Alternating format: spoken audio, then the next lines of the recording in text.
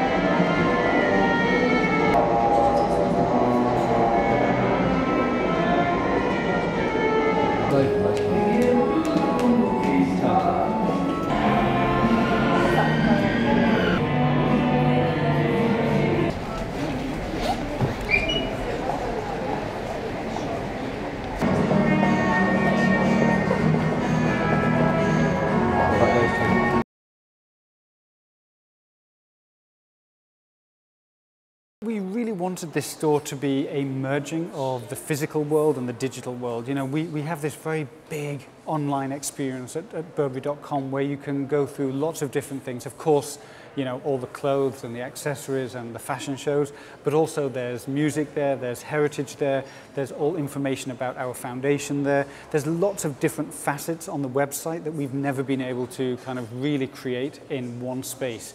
So that's what this was about. It was really about merging that kind of online experience with a physical experience. And there are things online that you get that we've only ever done as an online thing. For example, Burberry Bespoke.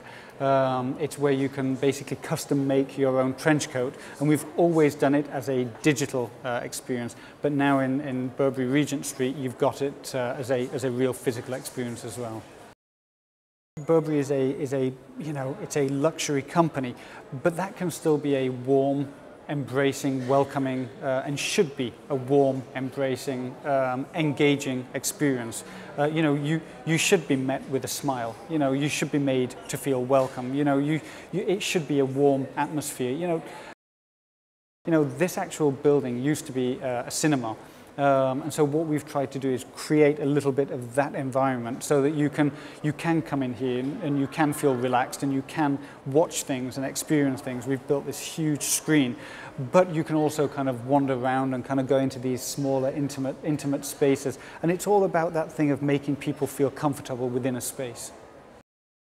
We've worked with so many incredible craftspeople and the majority of it all here in the UK, and what we've tried to do is uncover these old crafts that maybe, you know, some of it are forgotten, some of it, you know, rarely used now, and certainly on a scale like this. So lantern makers, we've worked with the people to create these lanterns. The door handles are a really good example because we found the old historic drawings of the big metal door handles that were never made. So what we've done, they were designed for the space, but I guess they were too expensive at the time. So what we've done is we've taken those architectural drawings and recreated them. But you know, all the woodwork throughout the store done by these British craftspeople, all the stonework, all the laying of the stone. Pretty much the whole thing, there is a craft element to it. When we first got hold of the building, we knew we had one of the most beautiful buildings in London, in our eyes. But what we didn't know is this lantern room, the room that we're in now, existed. We knew that, you know, it was this wonderful space, but we had no idea that this lantern existed. So when we started kind of peeling away all the layers, and we discovered that, it was like a little dream. But that kept happening. In the tailoring room upstairs, the ceiling there, all very ornate chalkwork. That was something that we had no idea, you know, belonged to this building. So what we've tried to do is uncover all of these things and then look after them, refurbish them, and then use the same crafts to replicate them where they would have been historically, where they'd been, you know, damaged or taken off sometimes. What we've tried to do is kind of understand kind of, you know, little bits of the history of the building. So for example, in the men's tailoring room, there used to always be a little men's tailor there many years ago. And so what we decided to do is when we found that little piece of history, we changed all the plans around to put all our men's tailoring in there, just because it felt like that was the home, you know, and that's what we've tried to do. You know, we've tried to be very we've tried to really understand the soul of the building and the history of the building and the crafts that have gone into the building and kind of put them all back. We want it to be a very fun show. We want it to be a very colourful show. We want it to be something that makes people feel optimistic. You know, it's something that we want to always show the craftsmanship, and we want to kind of we want everybody watching it to fully engage in all the different experiences, whether that be the making of the collection, the actual fashion, the music, the lighting, the whole experience of the show needs to come together because it's an emotive moment, a show.